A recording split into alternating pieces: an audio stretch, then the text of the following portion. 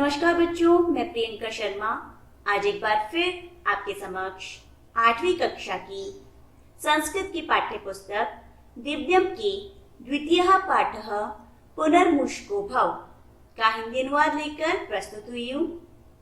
आइए हम पाठ का आरंभ करते हैं। द्वितीय पाठ पुनर्मुष्को भव त्वा तुमुन ल्यप प्रत्यय। इस पाठ में त्वा तुमुन एवं ल्यप प्रत्ययों के प्रयोग को बताया गया है। धातु से जुड़ने के बाद किस अर्थ में इन प्रत्ययों का प्रयोग होता है। त्वा एवं ल्यप प्रत्यय का प्रयोग हम कर के अर्थ में करते हैं एवं तुमुन प्रत्यय का प्रयोग हम के लिए अर्थ में करते हैं। पाठ में इन प्रत्ययों से युक्त जो शब्द आए हैं उनका हम इसी पाठ में अध्ययन करेंगे। पुनर्मुष्को भव, फिर से चूहे हो जाओ। गौतमस्य महर्षि तपोवने महातपानां मुनिः आसीत्। महर्षि गौतम के तपोवन में महातपा नाम के एक मुनि रहते थे। सह मुनिः एकदा काकेन नीयमानं मूषक शावकम् अपश्यत्। सह मुनि, उस मुनि ने एकदा एक बार काकेन नीयमानम कौवे के द्वारा ले जाए जाते हुए मूषक शावकम चूहे के बच्चे को अपश्यत देखा। यहाँ दृष्ट धातु लंग लकार अपश्यत उत्पन्न है। महर्षि गौतम के तपोवन में महातपा नाम के एक मुनि रहते थे। उन मुनि ने एक बार कौवे के द्वारा ले जाए जाते हुए चूहे के बच्चे को देखा। ततः स्वभाव दयात्मा मुनि तम शावकम अरक्षत अन्नकणहि संवर्धत च। ततः तत्पश्चात स्वभाव से दयालु मुनि ने तम शावकम उस बच्चे की आरक्षत रक्षा की और अन्न कणहि संवर्धत च और अन्न के कणों से उसे बड़ा किया। अन्न खिलाकर उस चूहे को बड़ा भी किया। एकदा एकः विडालः तम मूषकम खादितुम अधावत। खादितुम, यहाँ पे तुमुन प्रत्यय का प्रयोग किया है, अर्थ होता है खाने के लिए। एकदा एकः विडालः, एक बार एक बिल्ली तम मूषकम खादितुम उस चूहे को खाने के लिए अधावत दौड़ी। तम अवलोक्य मूषकः तस्य मुनेः अंकम प्राविशत। अवलोक्य, यहाँ पर ल्यप प्रत्यय का प्रयोग है। तम अवलोक्य, उसको देखकर, किसको देखकर? बिल्ली को देखकर। तम अवलोक्य, उस बिल्ली को देखकर मूषकः चूहा तस्य मुनेः अंकम प्राविशत, उस मुनि की गोद में प्रवेश करता है। प्रवेश कर गया या गोद में आ गया। तदा मुनि उवाच, तब मुनि ने कहा, मूषक तुम मार्जारो भव। हे चूहे, तुम बिल्ली बन जाओ। मार्जारो अर्थात बिल्ली। ततः सः विडालः कुक्कुरात् भीत्वा धावति। ततः, बिल्ली बनने के बाद, सः विडालः, वह बिल्ली, कुक्कुरात् भीत्वा धावति, कुत्ते से डरकर भागती है। भीत्वा, डरकर। त्वा प्रत्यय का प्रयोग है विभ धातु में।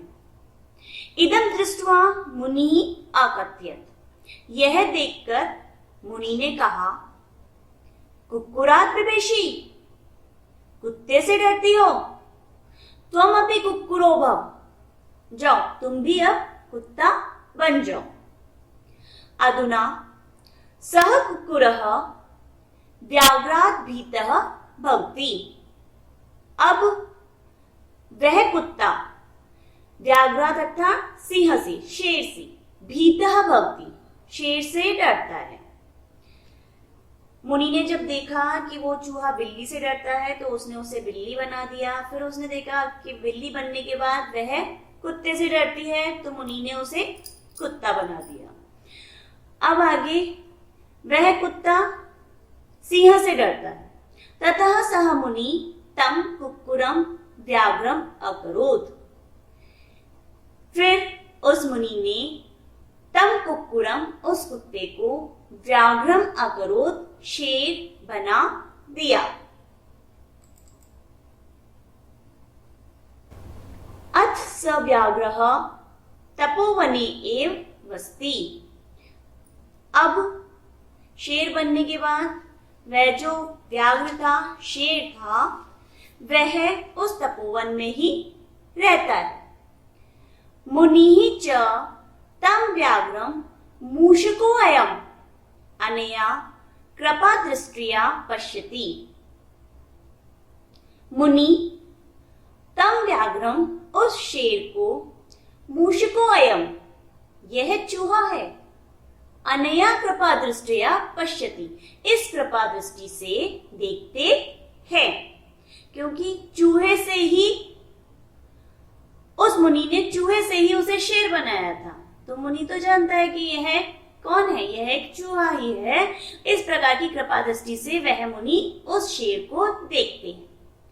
तत्र सर्वे मुनयः तं व्याघ्रं दृष्ट्वा वदन्ति। वहां पर सभी मुनि उस व्याघ्र को देखकर कहते हैं, अयम मुनिः इमं मूषकं व्याघ्रम अकरोत्, कि इस मुनि ने ही इस चूहे को शेर बनाया है।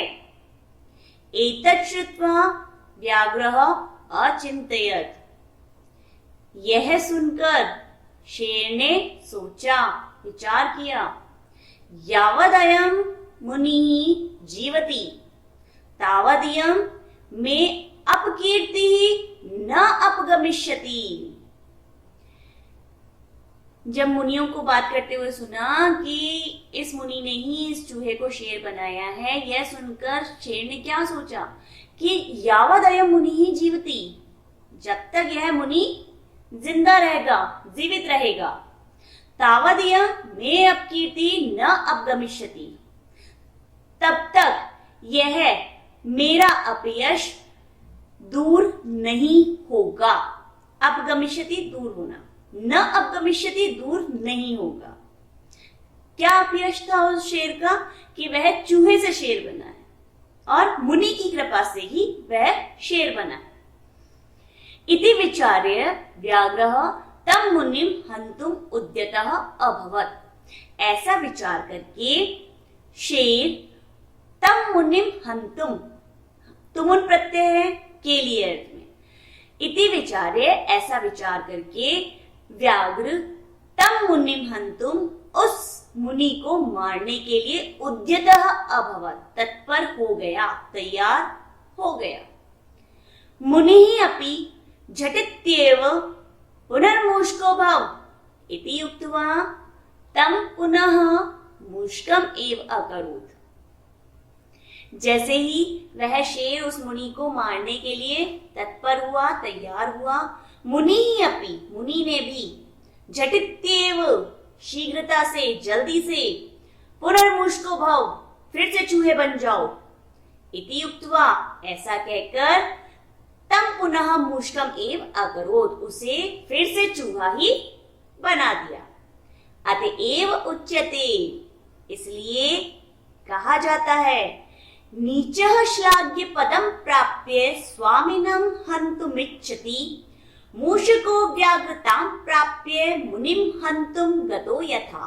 अर्थात नीचः श्लाघ्य पदम प्राप्य, अधम व्यक्ति प्रशंसनीय पद को प्राप्त करके, स्वामिनं हन्तुम इच्छति, अपने ही स्वामी को मारना चाहता है, मूषको व्याघ्रतां प्राप्य, यथा जिस प्रकार चूहा सिंहता को प्राप्त करके मुनिम हंतुम गतो, मुनि को ही मारने के लिए तत्पर या तैयार हो जाता है।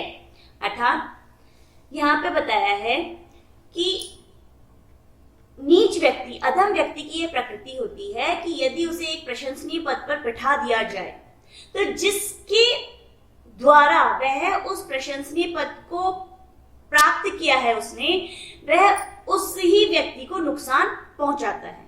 जिस प्रकार इस कथा में मुनि ने ही उस चूहे को शेर बनाया था और शेर बनने के उपरांत वह शेर उस मुनि को ही मारने के लिए तत्पर हो जाता है।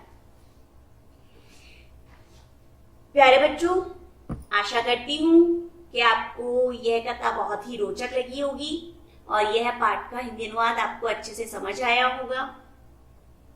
अंत में आप सभी अपने अपने घरों में सुरक्षित होंगे। इसी मंगल कामना के साथ आज की कक्षा को यहीं समाप्त करते हैं। धन्यवाद।